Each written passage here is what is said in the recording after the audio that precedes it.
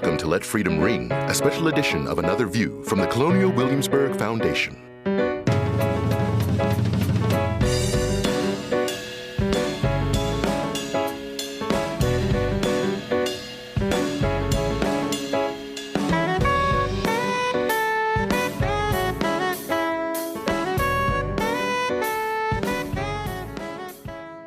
In 1776, the year of our nation's independence, a group of enslaved men and women secretly founded a church in Williamsburg, Virginia.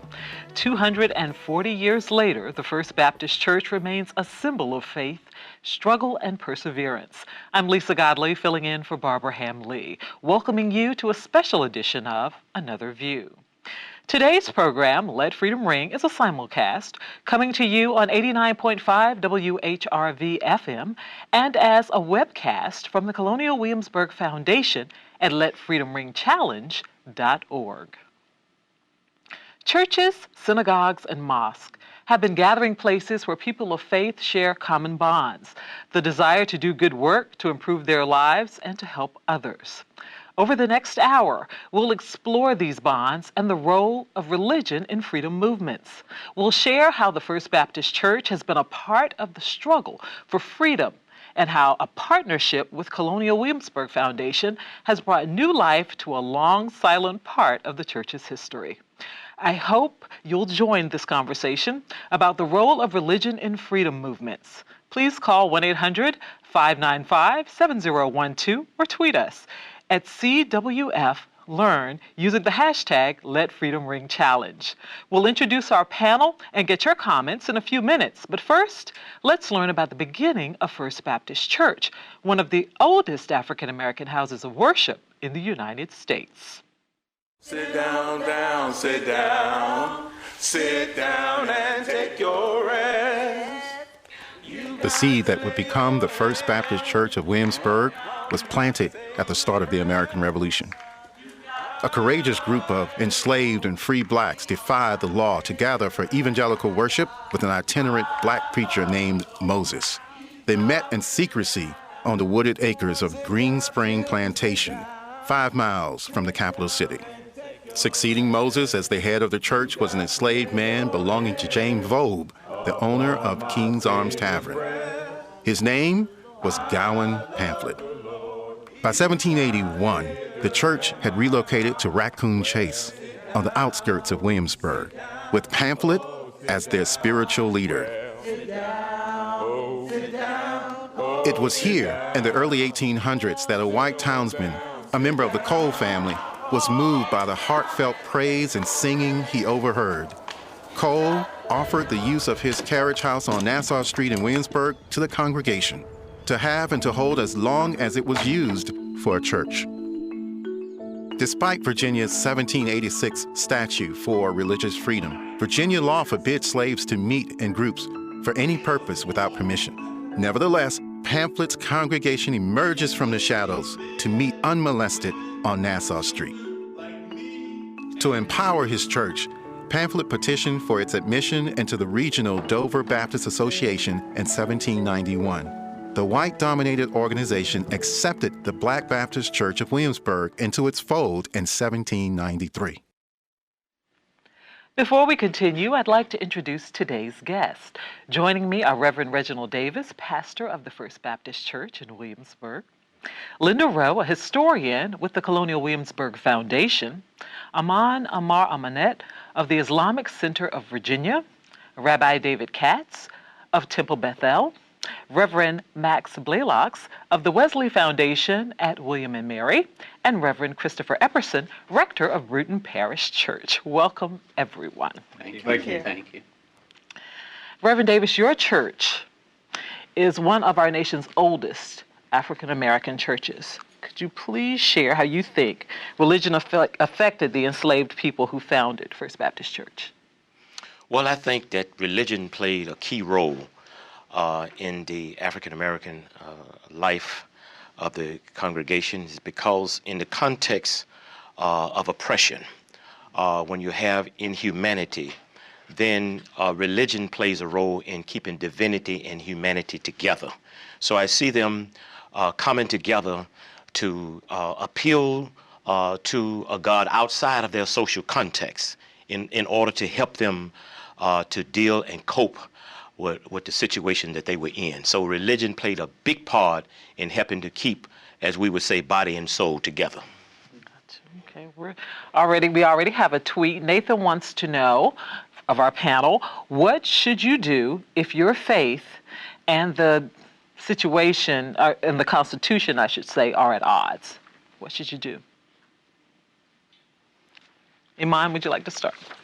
Yeah, I think that we tend to understand the Constitution as simply a document that was written in 1787, and the ink is dried, it's fixed, and it's actually supposed to be a living document, and we have evolved in our understanding of the document. And so it's based on universal principles of human rights and dignity, and there are parts of the Constitution that when they were written already contradicted those fundamental, basic, universal principles. And we have hopefully gone beyond following the letter of some aspects of the Constitution. And we still have to keep pushing forward our understanding of principles. And so I think that our religious principles also should be universal divine principles that cause us to move forward, not to hold on always to the letter of laws that may not any longer provide the same benefit to humanity. Thank you, Imam. Reverend Blalock? Yes, I think when we talk about our faith and the Constitution, that we're talking oftentimes about how we view text, the text of the Constitution, like you were just sharing, and our sacred text. And oftentimes the question becomes about the Constitution, which we'll be discussing some of this, is built into the fabric of the Constitution was that African American slaves were not an entire person. Mm-hmm. And our faith definitely I'll say all of us nodding, that our faith definitely calls us to say, no, that's not right. So we have to see, does the way we engage the Constitution, the way we engage our text, the way we engage our faith, help us to see everyone as whole and everyone as equal and everyone as a child of God. Okay, thank you. Rabbi Katz, I see you nodding. Yeah, no, in the same way, the reality of all of our religions is that they're living, our sacred texts are living documents, our religious lives are living organisms, essentially, and we also have to take those same principles and make sure that they are coming through and that we're able to find those universal principles inside of or through whatever is actually written down. So all of these sacred texts, both the Constitution, the Bible, the Quran, the Torah, they're all living documents, and it is the relationship between us, between the community and the texts themselves, that's where we truly live. But in some sense, the deeper truth found in all of those texts comes from our dynamic relationship with those texts and the living with them and the working through them. Right. Yeah. And I think, too, on the heels of celebrating Dr. Martin Luther King, he was basically challenging America to make sure your creeds and your deeds match up. He said in one of his last speech, all we ask is that you be true to what you put on paper. And so again, you can have a document, but that document must be practiced because there's a difference in what you espouse and what you practice. And so King was saying, let creed and deed come together. Exactly. Okay. We have a tweet from E. Clarity who wants to know, why did enslaved people have to meet in secret? I think I could answer that. In the period of the 18th century in Virginia and other colonies and the early states, there were laws against enslaved people, more than 5, say, in Virginia, meeting without permission. Yes. This was thought to be a safeguard for the larger society, and religious meetings became swept up in that, with the added feature of being the religion itself being suspect. Was it fomenting rebellion? Was it giving people ideas that would make them rebel against their condition or think of themselves with pride, which, well, they should have. But those kinds of meetings were against the law. Okay, Reverend Davis. Well, again, the oppressors had to make sure that the religion that was being practiced was not subversive. And so when you have the Nat Turner rebellion. That was one reason why they wanted to make sure that they really watched to see what the slave preachers were telling the slaves, because again, religion can either tilt toward maintaining the present situation, or it can tilt toward transforming it. And so if you want to maintain slavery, you got to make sure that the indoctrination of that particular religion would justify the social institutions at the time. And so Nat Turner was one reason why they really had to have people, black and white, to make sure that what they said to the slaves would not incite insurrection. Thank you, Reverend Davis. This is Let Freedom Ring, a special edition of Another View, coming to you from the studios of the Colonial Williamsburg Foundation. I'm Lisa Godley. Have your beliefs inspired you to work for those less well off than yourself? Has your synagogue, mosque, or church been involved in efforts to improve race relations? Please share your experiences by calling 1-800-595-7012 or tweet us at CWFLearn using the hashtag #LetFreedomRingChallenge.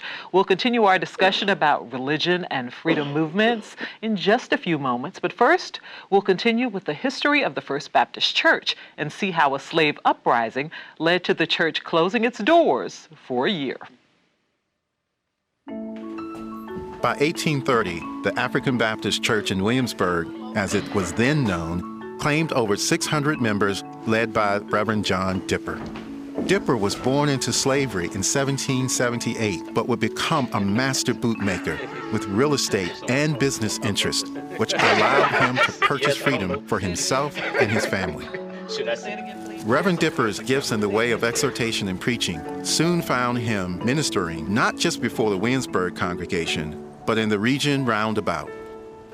But Dipper's liberty to preach the gospel wherever he saw a need would be short-lived. In August of 1831, an enslaved preacher named Nat Turner led an uprising of slaves in Southampton County, Virginia, killing dozens of whites. In the aftermath of Turner's rebellion, the meeting house on Nassau Street was closed for a year. In time, Virginia law specified that black church services could not be held without a white person present. The increased scrutiny of his church prompted Reverend Dipper to leave town. Unable to settle his affairs, he left behind real estate, slaves, and debts owed to him. We hope you're enjoying this special edition of Another View, Let Freedom Ring. Whether you're listening to us on WHRV FM, watching the webcast online, or following us on social media, we encourage your participation. What involvement did your place of worship have in the abolition movement? Please tweet your questions and comments or call 1-800-595-7012. I'd like to ask Linda Rowe, our historian about Colonial Williamsburg, the foundation, to give us some perspective about the role various communities of faith had in the effort to end slavery. I suppose the most well-known is the Society of Friends, better known as the Quakers, commonly known. Although Quakers owned slaves in the early part of the 18th century, by the time of the Revolution, they were taking a stand against slavery, treated enslaved people with dignity, offered education, but also the evangelical faiths, Baptists, Presbyterians, Methodists, reached out to enslaved people, free blacks, communicating that all people are equally in need of redemption, and some encouraged their membership to divest themselves of their slaves. Yes. And a lot of people bought slaves, as you said, to treat them humanely, Yes. to teach them. They had to do that in order that they could start teaching them about their humanity and about where they come from. And if you do that enough, then people will begin to feel uncomfortable about their situation. And this is one reason why a lot of the slave masters did not want the slaves to be educated, because as Frederick Douglass, as he began to learn the alphabet, and the slave master's wife was very, very proud of him. But the slave master said, no, don't do that, because once you educate them, they become uncomfortable with their situation. And so Frederick Douglass found a linkage between education and liberation. So that's one reason why that was a move against teaching the slaves. We have Mike in Williamsburg calling in with a question. Mike, go ahead with your question. Thought about the role of religion, whether it overall has been a net benefit or a net negative in freedom movements, not only in the United States, but as we see radicalized religions all over the world cause lots of harm. And I'm wondering how they feel about the place of religion, whether there's a net benefit or a net loss. I see a lot of people shaking their heads. Who wants to jump in first? I'll give it a shot. I think it's definitely mixed. I don't think that we can ever always say, especially with us looking at the history of our country, we've done a wonderful job of discussing some of the role religion has played within freedom movements here in our country, but we also have to remember that religion was playing a very strong role in trying to maintain the status quo, yes, like we have talked about. One of my favorite quotes is from about religion is from a singer, Ani DeFranco. She says, "Every tool is a weapon if you hold it right." And religion is a wonderful tool for encouraging people, for helping us to see our humanity in one another. It can also be warped to be a tool that says to slaves, "You are in your rightful place," and says to everybody else, "You are in your rightful place, and this is the way God has ordained it." Yes. So we always need, I think the key is that within our religions, at least within I'm not sure about Islam, Islam uses the same, we need prophets. Yes. We need people to help us when we've turned in the wrong direction, to help right our way. Yes. I think it's very complicated, though. We have to keep in mind that religion, faith, spirituality, however you want to characterize it, is but one voice among many in any given scenario, situation, historical context. And so often we will point to a particular act, action, series of events and say, here is religion in the midst of it.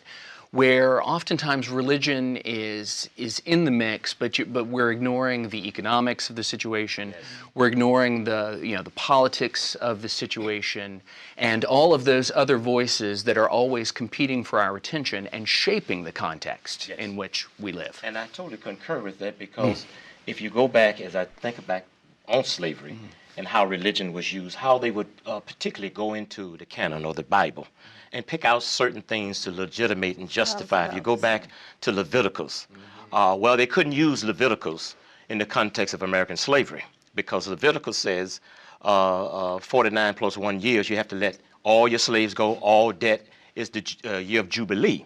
So they couldn't use that, because in one generation, slavery would be over. But they said, well, let's look at the Pauline's letters. So Pauline letter says, all slaves be obedient to your masters. And so they would use that text invariably to teach the oppressed that this is your lot, you're supposed to be like this. And so it's how you use, going back to your analogies, how you use religion. Right. And it's also remembering that all of these perspectives are usually available, yes, within all of our traditions. Absolutely. You can find the good and the bad. Absolutely. So if it's a tool, and it's how we're holding the tool, one of the great things that religion does do for us is that it offers us some of the best articulations of our higher purpose. It gives us the things that we aspire to. Exactly. And we have to sift through and find the pieces of text, the traditions that are meaningful, that can create meaning, and that can make the world a better place, and use those at the same time to educate people why these other things that, if you adhere to them, can end up being lead to the negative, exactly, that the caller was talking about. It's about how you hold the tool and which parts of it you really put into practice. Exactly. Yeah. Iman, you look like you were getting ready to, or you wanted to add something. Well, yeah, I wanted to go back to the foundation of the United States and the idea of the Constitution. It was part of an evolution from the Middle Age concept of religion as this powerful institution that kept people in its place, to an enlightened version where each individual was endowed by their Creator with natural rights or universal rights. And those thinkers, before the revolution, Enlightenment thinkers, were inspired by Islamic texts and thinkers, as well as European thinkers, and giving people a concept that as an individual, you chose your obedience to God and you had a natural dignity, and the government was something chosen by people and responsible to people, and it was based on a universal concept of human rights. And I think that we gradually started embracing that over centuries and leaving behind that medieval concept of everyone obeying their station in life and remaining there. And so there was a broad range of sources that brought us to what we understand of America and in our human rights today, which come from a broad range of traditions. Right, right. Okay. What role do you think communities of faith have had in freedom movements? Has your religion motivated you to improve your community? There is still time for your questions and comments, and we encourage you to call right now, dial 1-800-595-7012, or tweet us at CWFLearn using the hashtag #LetFreedomRingChallenge. As we have seen, the First Baptist Church faced increased scrutiny during the turbulent years leading to the Civil War. The war and its aftermath brought even more challenges. The American Civil War brought unprecedented loss and upheaval to the country. In the spring of 1862, the church was confiscated by the Confederacy to serve as a hospital for rebel troops injured while fighting in the Battle of Williamsburg. When the Union Army prevailed and the Confederates retreated, the building was reclaimed by the African Baptist Church. In 1863, the church officially changed its name to First Baptist Church of Williamsburg.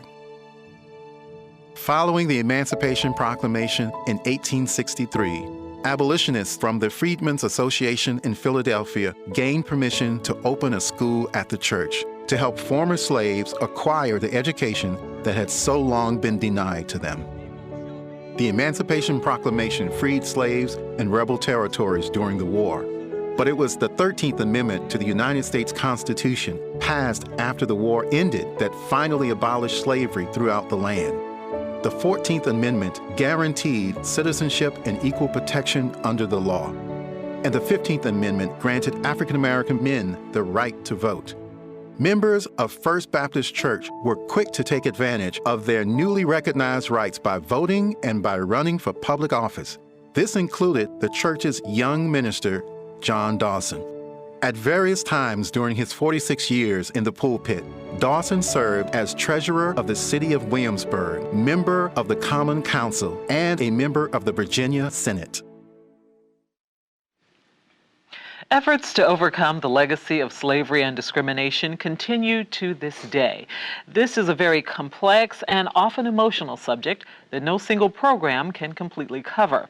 Hopefully, this discussion will encourage you to engage others and explore the important contributions communities of faith have had on our history. Phone lines are open. Call us at 1-800-595-7012 or send us a tweet right now. Reverend Davis, when you look back at the history of your church, how important was it to the community right here in Williamsburg?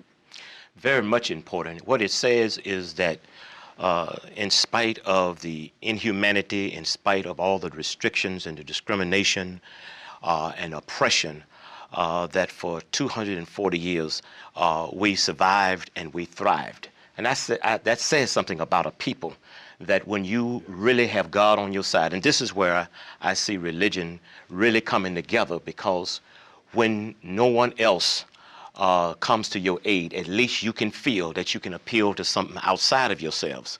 And that's where a lot of the spiritual came. It gives people split moments of transcendence to be able to cope with their present reality. So I think it says something that about the resilience of a people, that they are God's people, and how regardless of how oppression tried to wipe them out, somehow through the grace of God, they were able to thrive and survive. Okay, we have a tweet next from Inkwell. How has Islam and Christianity influenced and justified the enslavement of Black people, and how do they keep it so?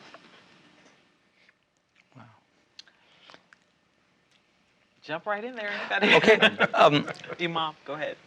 Well, Islam is a religion which has, specific laws that govern different areas of life. And so every individual had basic fundamental human rights, and they had legal recourse for any situation. So inside of the Islamic religion are protections for every human right. So Yes. A person who was captive, which is the origin of slavery, where people who were captive in times of war had the right to earn their freedom, and that would be written, and they would work for their freedom. And if the master had a child by a slave woman, that child was free and was the heir to the master. So there was no concept of a permanent bondage of a whole people based on race. And so that's something that unique that happened in a point of history that's, I think, outside of any religious tradition. But it's something that happened here, especially in the Western Hemisphere. Mm-hmm. Reverend Davis? And I think that when you look at religion, Christianity, Islam, and its particular laws, I look at it from a cultural standpoint. Because first, you have to develop culture, but you need something to legitimate and justify that culture. Right. And what I ask people is that, okay, this is your cultural practice, but God didn't put that culture together. You put that culture together, and you arrange people in a hierarchy. So you decide who's going to be on the top and who's going to be on the bottom. And once you get those structures together, then that's when you give what Peter Berger calls an ontological status, in that let people forget that it was human hands behind all of this and interpret it in such a way that if you act in accordance with this, you're actually acting in accordance with the will of God. If you go against it, you're acting against the will of God. So I have to look at the cultural component in bringing these things together and keeping people oppressed. You have to look at culture, and you have to look at religion coming together in order to justify that. Here in America, many people of color embraced Islam because they saw that rather than finding their faith within a structure controlled by others, that was their own culture and within their own frame of interpretation, right, not under control of anyone else. And that's why you have that here, because if you look at Christianity, the way it was interpreted to the slaves tended to degrade him. Yeah. Mm-hmm. And so therefore, if you go back to the Hamitic theory, that we are slaves because of something that Ham did, and therefore that legitimates and justifies slavery. So the way Christianity was interpreted to the slaves tended to degrade them. So they were looking for another venue that would support their humanity rather than degrade it.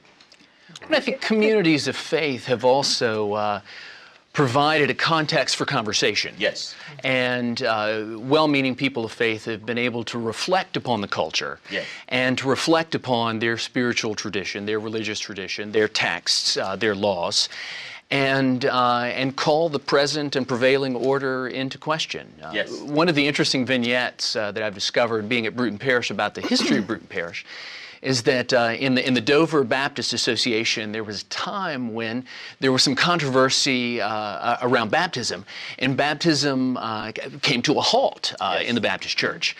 And the rector of Bruton Parish, Mr. Hodges, started baptizing African-American children in the Baptist fashion. Right.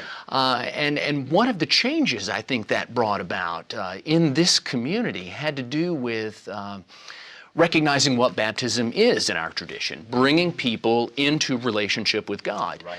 And you can only bring people into relationship with God for so long and still enslave them. Right. So so the change didn't happen overnight, exactly, but it created a framework where people started thinking about what they were doing, saying, and believing, right, and eventually created change. Exactly. Thank you, Reverend Epperson. Did you want to add something? Well, I think you're just thinking in context of baptism and in context of religion in these contexts is that, part of baptism is not only bringing people into relationship with God, but is bringing people into relationship with the rest of the community. Yes. And that, and that it's hard to say, I baptize you as a brother, as a sister in Christ, and then leave you enslaved, yes, or leave you as less than. Right.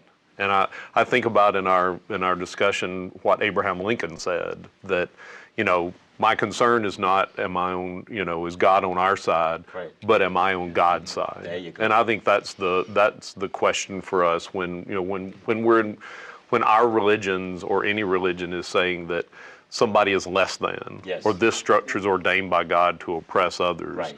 Well, that's a pretty good sign. We're not aligned with God on that one. And it returns us to the fact that on some level, the most important thing religion does is create community.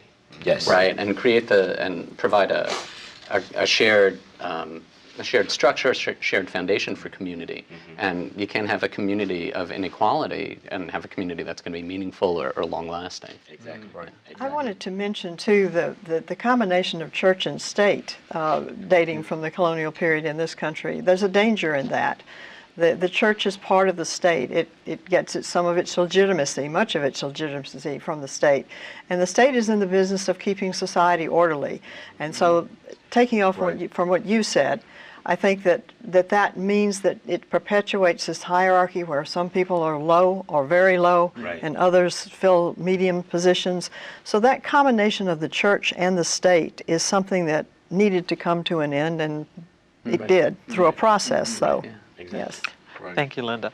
I hope you are enjoying this special edition of Another View coming to you from the studios of the Colonial Williamsburg Foundation. Are communities of faith doing enough to improve race relations? Please share your experiences by calling 1-800-595-7012 or tweet us at CWFLearn using the hashtag #LetFreedomRingChallenge. Before we continue taking more calls, let's learn about the First Baptist Church during the Civil Rights era. In 1926, Reverend W.A.R. Goodwin, rector of historic Bruton Parish Church, realized his lifelong dream to restore Virginia's colonial capital when John D. Rockefeller Jr. agreed to provide the financial means. The Williamsburg Holding Company began purchasing properties in the town center to proceed with the restoration. Many families, both black and white, were bought out and relocated. In the early 1940s, the benefit of keeping the church doors open 7 days a week to welcome tourists was advocated by Reverend R.E. Lee. Since the church was only 1 block away from the colonial restoration, sharing the proud history of First Baptist Church's 18th century beginnings seemed appropriate. The restoration continued to expand. In 1954, the Williamsburg Holding Company, as Colonial Williamsburg was then known, purchased the historic property on Nassau Street for $130,000 and a clear deed to land on Scotland Street, where a new church was built. In the 18th century, Gowan Pamphlet sought recognition and acceptance for his church through membership in the Dover Baptist Association, securing for his congregation the same fraternity enjoyed by their white Baptist brethren. Continuing Pamphlet's tradition, in the 1960s, Reverend David Collins championed equality and civil rights for African Americans through his work with the Virginia Christian Leadership Conference. Due to Reverend Collins' connections and influence as the Tidewater vice president of that organization, he was able to arrange a Williamsburg visit by the recognized leader of the civil rights movement. On June 26, 1962, Dr. Martin Luther King addressed an overflowing crowd eager for social change from the pulpit of First Baptist Church. The connection between First Baptist Church and the Colonial Williamsburg Foundation continues. The story of the founding of the church is presented in an exhibit near the original site of the carriage house on Nassau Street. In commemoration of the church's 240th anniversary, the long silent church bell, purchased in 1886, has been restored to working condition by Colonial Williamsburg and is the centerpiece of 2016's National Challenge, Let Freedom Ring.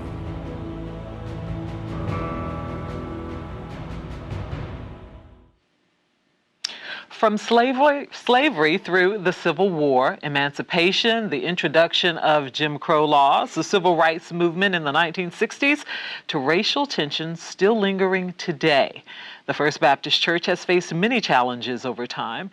During the Civil Rights era, many communities of faith joined efforts to overcome discrimination. Reverend Davis, how did your church work with other communities and other congregations during the Civil Rights movement? Well, we have always done our best as a congregation to push for civil rights. It was Reverend Collins, who was over the Tidewater Baptist Association, I believe, instrumental in bringing Dr. Martin Luther King to First Baptist Church in 1962.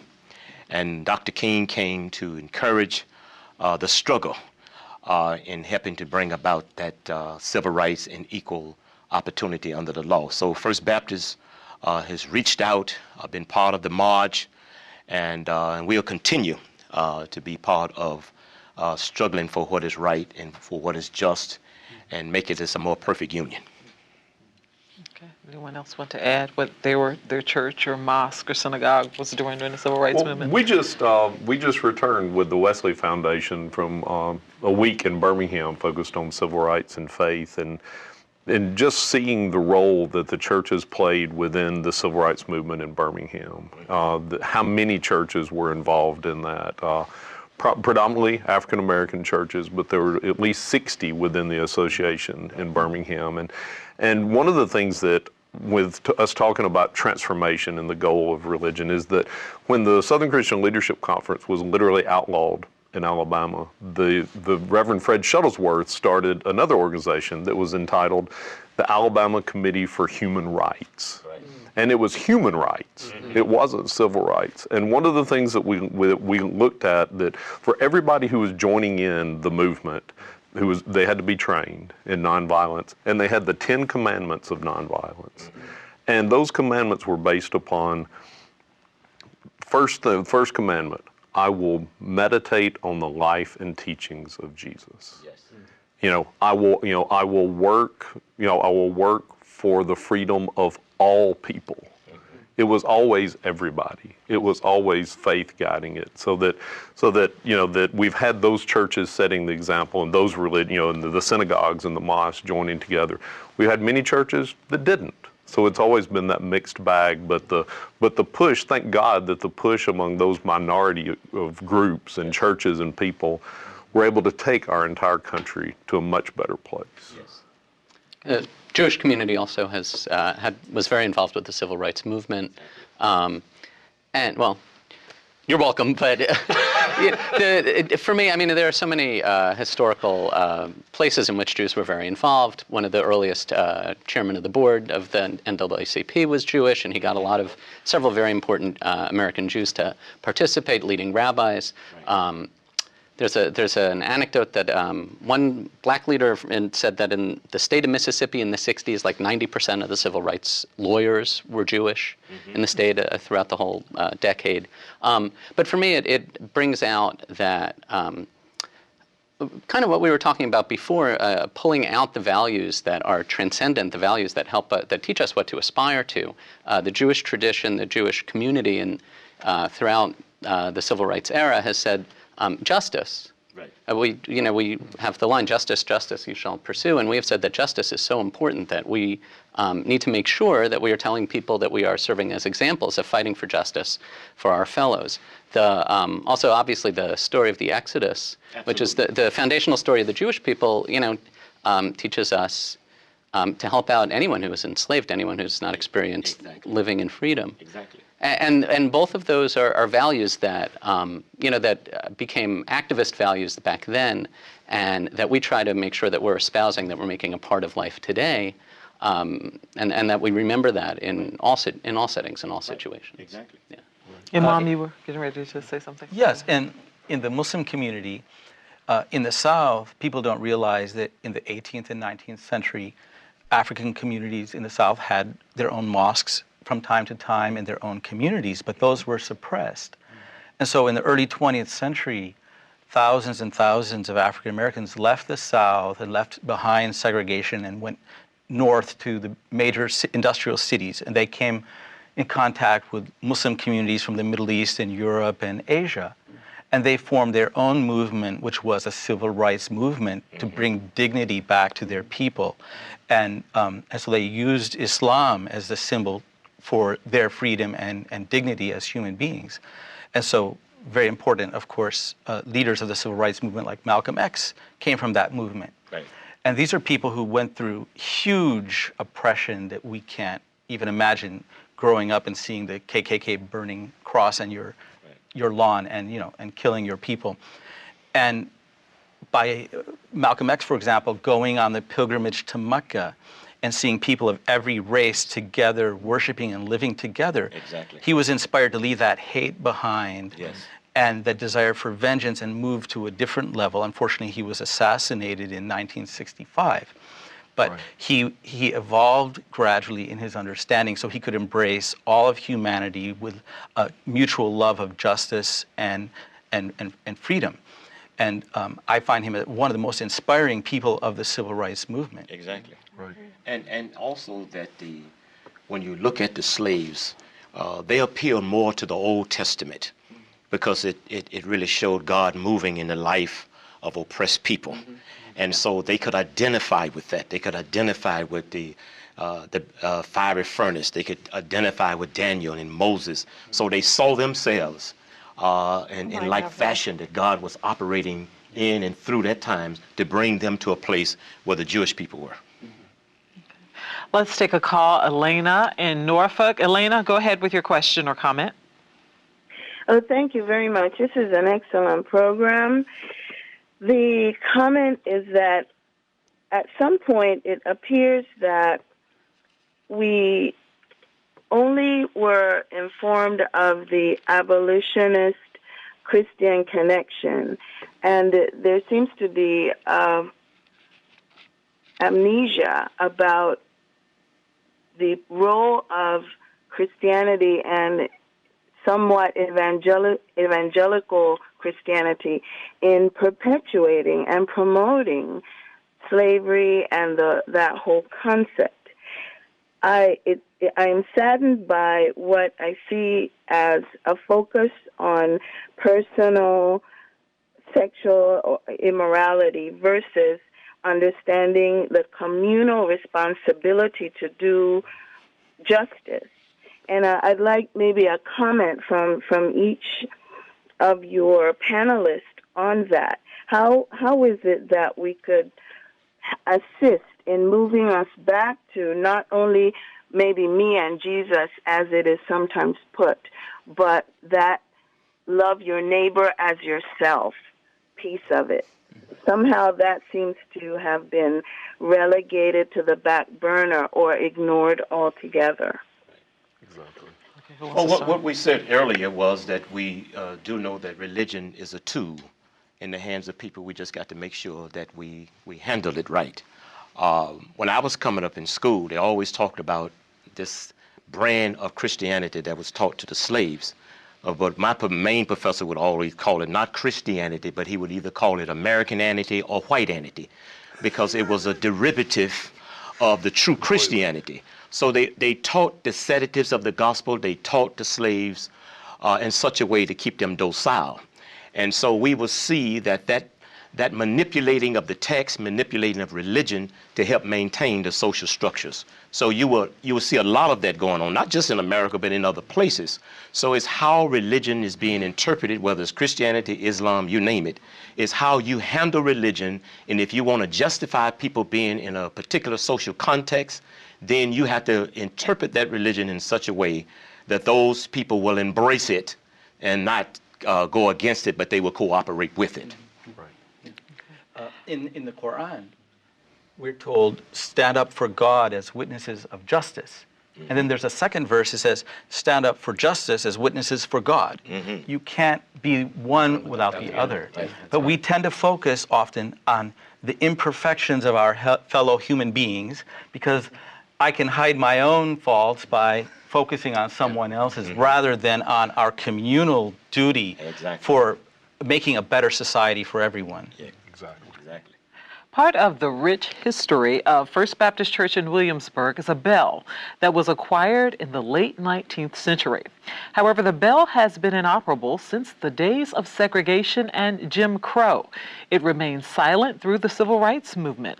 Over the past several months, an engineering and conservation team led by experts from the Colonial Williamsburg Foundation have restored the bell to working condition. It is now ready to ring once more. The First Baptist Church at Colonial Williamsburg invite everyone in the nation to ring the bell throughout the day, every day for Black History Month. We asked Reverend Davis and others to explain what this bell represents. Plato once said that a life that goes unexamined is not worth living. We need to step back and say, am I doing all I can do to help our country? Am I doing all I can to help my community? Because we can learn how to work together. Democracy demands that we work together. We come together, especially in regard to what's happening in our country today, to indicate that we are all aware of the burdens and the hurts of others, and that we're willing to step out and lead in terms of the healing process. The bell was talking, and the bell was telling me, I am going to ring for healing, for justice, and to bring all the people together for the month of February so they can participate in what I have to say. It's a symbol of freedom, it's a symbol of restoration, it's a symbol of unity and peace. It's a rush. You feel like everyone who's coming here is all standing for the same thing. Everybody should come, at least check it out and see what it's looking like, yes. It was very powerful. It was very moving. Just having my hands here, it's like, wow, you could almost feel them. I guess to say I could feel my ancestors. I could feel my ancestors. There's something greater than ourselves here. It's a way of life we're talking about, to make it better for everyone that comes to this country and everyone who lives here. All people, everyone. Now more than ever before, that since this bell has gone unrung since the days of segregation, I think when people grab that rope and ring that bell, they will feel not only connected to the past, but I think that they will feel a connection with making our nation a more perfect union.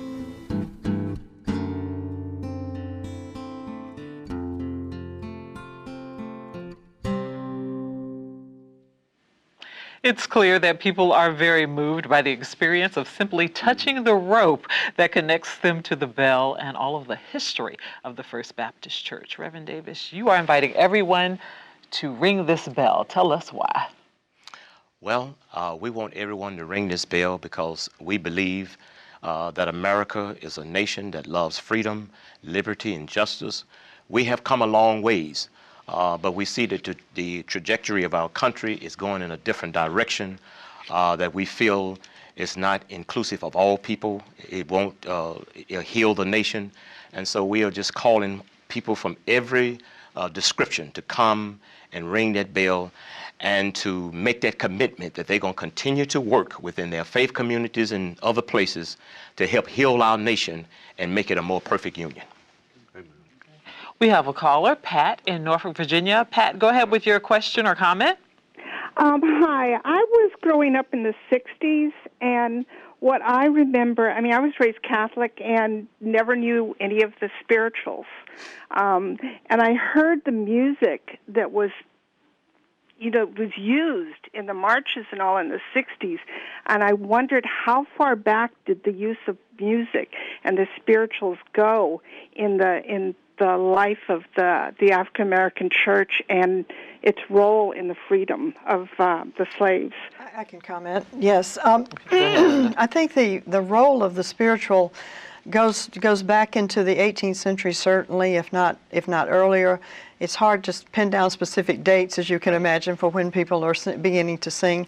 But I wanted to point out one very important thing about a spiritual connected with First Baptist Church's history.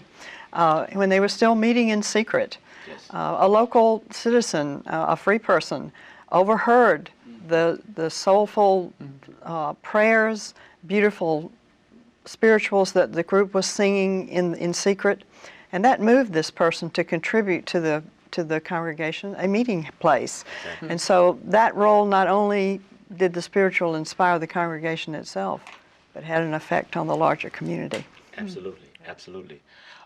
There's a scripture in the Bible that says, how can we sing the Lord's songs in a strange land? And they refused to sing. But if you look at the African people in the context of America, they had no choice but to sing, because singing was a way to ward off madness. It was a way to ward off,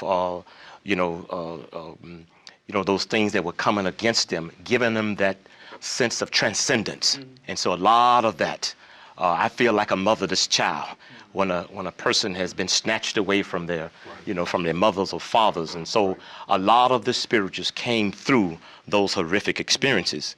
And so they had to sing to just ward off the self-annihilation, because they didn't see freedom on the horizon anywhere. They had no law on their side.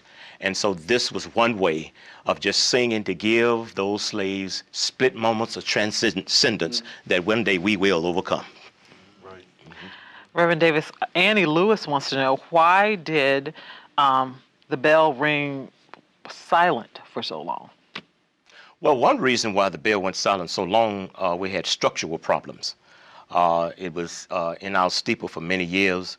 The structure that held the bell, I think it was just unsafe. And so thank God that CW stepped in and rebuilt those structures, and now we're able to ring that bell again. And it's just a wonderful collaboration to come together, because I think that everybody can see that our nation is in trouble. And so we're just trying to bring everybody back together to ring that bell, to say we're going to make a commitment to put this nation back on the track it should be on. Okay. We have about 5 minutes left. Believe it or not, time has flown by. Wow. But I want to ask each of you your thoughts on the role of religion in freedom movements. And Reverend Blalock, I am going to start with you. Sure. Final thought. I guess in thinking about the role of religion, one of the most powerful experiences that I've had recently was our trip to Birmingham, and learning much more again about the Children's Crusade and the Children's Marches in Birmingham, and the fact that sometimes we forget that the movement in Birmingham and the movement really nationally in a lot of ways was saved by children and youth deciding to march. Right. And literally fill up the jails in Birmingham to overflowing. And in speaking of the music, in reading that, these children were packed hundreds into cells that were meant for 20 or 30. Right. And one of the ways that they survived that was by singing. And sometimes even the stories are about the fact that the guards started chanting racist things at them, and they would drown them out by singing. Yes. And that, in the role that, I think the one word that we haven't talked about, and I'll stop it after this because we'll give y'all a chance, is hope. Yes. Mm-hmm. Hope is one of the most powerful things that religion grants to oppressed people. Yes. That we don't have to be stuck this way. Exactly. Okay.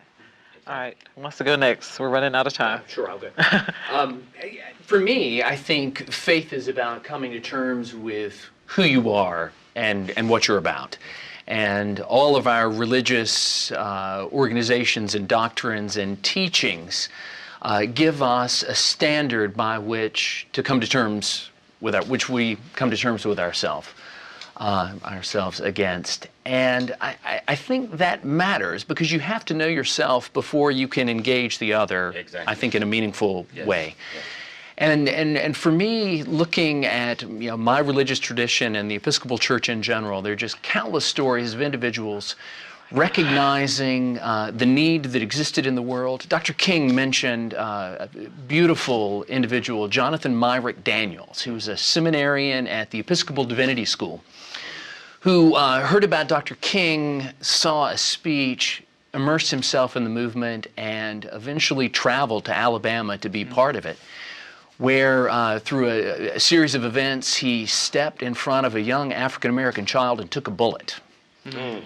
And Dr. King spoke about this young man in his speech that recognized who he was in terms of his role in God's economy, as it were. Exactly. Okay. Imam? Yeah, another thing that's very important, we have today, in today's world, millions of people who are oppressed, who are shut out from justice and from equality and opportunity. And there are a lot of reasons for people to be full of anger and hate and a desire for vengeance. And faith gives you the power to forgive your enemy, to move on toward a future rather than being stuck in fighting a lost battle. Yes.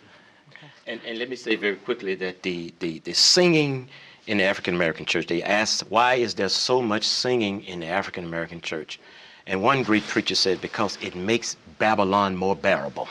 Mm-hmm. In other words, we have hope. We have to hope against hopelessness. So it makes Babylon more bearable. Okay, Rabbi, I think we have...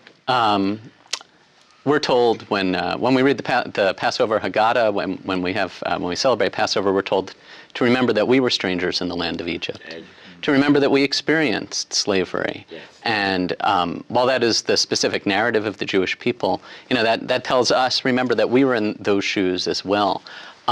At some point, all of us have been in the shoes of being oppressed. Some aspect of each of us has experienced that, and I think that what I take from my religious teaching is to remember that and to see that I could be right where that other person is, and to go back to the point that was brought up before, to treat the other person the way that I would want to be treated, to see myself in my neighbor, and to love them as myself. Okay, Linda, we have about 2 minutes, so your final thoughts. For me, religion is important and a key to these freedom movements, because not only can the religious messages of our various faiths inspire us to seek that freedom, it also instills courage to fight that battle.